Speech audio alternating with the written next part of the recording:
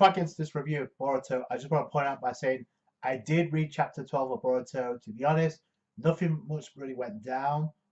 Unless you consider the, I guess the duel monsters duel with the Naruto cards, and then the cliffhanger at the end. The problem is the wait, the monthly wait for each chapter, and we get content like this. I can see where a lot of people want to get pissed off or lose patience. My question is, which do you prefer now? Do you prefer the filler side of Boruto, or do you prefer the slow-paced manga side of Boruto? It's a weird dynamic. I hope it gets sold real soon, but I just want to start off by saying that.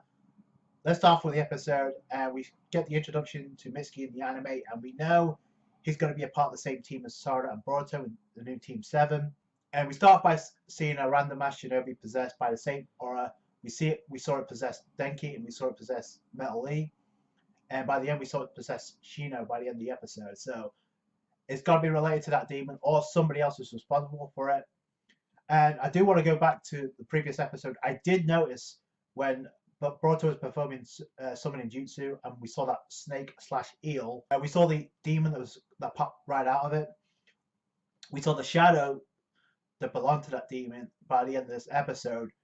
But the thing I really want to notice, I did notice the dark chocolate surrounding Boruto before he performed the summoning jutsu. A lot of people pointed that out, but I think the telling thing, Boruto's using his hand to perform summoning jutsu is the exact same hand we see Boruto activate his curse mark on when he's fighting Kawaki in the very first episode. So maybe that's a coincidence, because I hope we get that explained.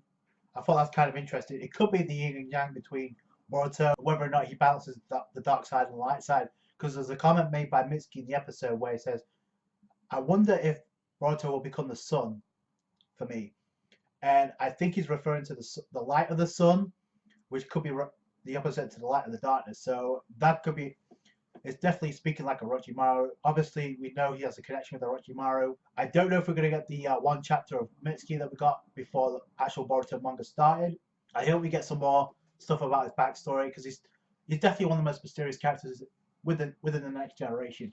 Now, we cut over to him being introduced to the students of the academy, and it doesn't take long for all the girls to fawn over him, because that's what happens at high school when it comes to anime.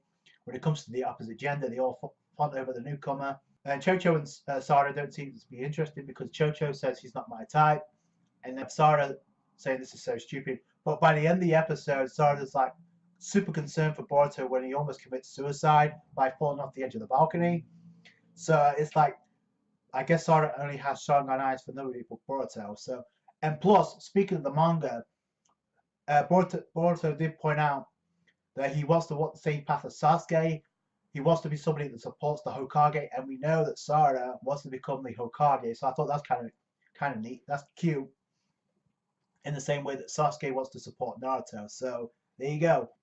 Anyway, we see Shino talking to Kurenai because he's asking her how to deal with his students, because he doesn't know how to express himself. So I like that, because we got some character development for Shino along the way. Plus, it's going to be a prime play, it would seem, in the beginning stages of the series. And I guess Kurenai just gave him the advice of throwing a welcome party for Mitsuki. It would have turned out all right, but then things all go to hell when the bugs run wild. Girls are freaking out all over the place. And then Mitsuki comes in with a wind-style jutsu to blow the bugs away. By the way, those bugs of Shino are no joke, so the fact that Mitsuki did that casually, that's a feat in of itself. We go to the tuning exam hall, the training exam hall, where we see Iwabe and Boruto sparring. But Iwabe gets the better of Boruto because of his brute strength.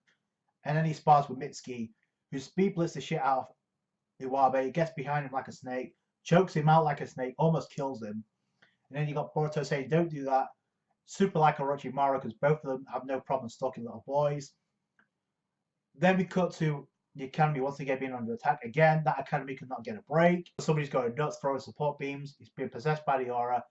Boruto's eye activates. He sees the aura, and Mitsuki says, oh, you can see the aura, can't you, Boruto? He cannot get a break, because each time it gets repaired, somebody fucks it up. It'd be a hilarious gag throughout the series where it gets close to being repaired, but somebody screws it up by the end. In fact, when we see the fight between Kawaki and Boruto in the very first episode, Konoha's already decimated, so I'm telling you, that may be an ongoing gag in Boruto, Iwabe, Shikadai, Sarah and Chocho come along for the ride because Chocho wants to make sure the canteen's safe. Fuck everything else, make sure the canteen's safe, boys.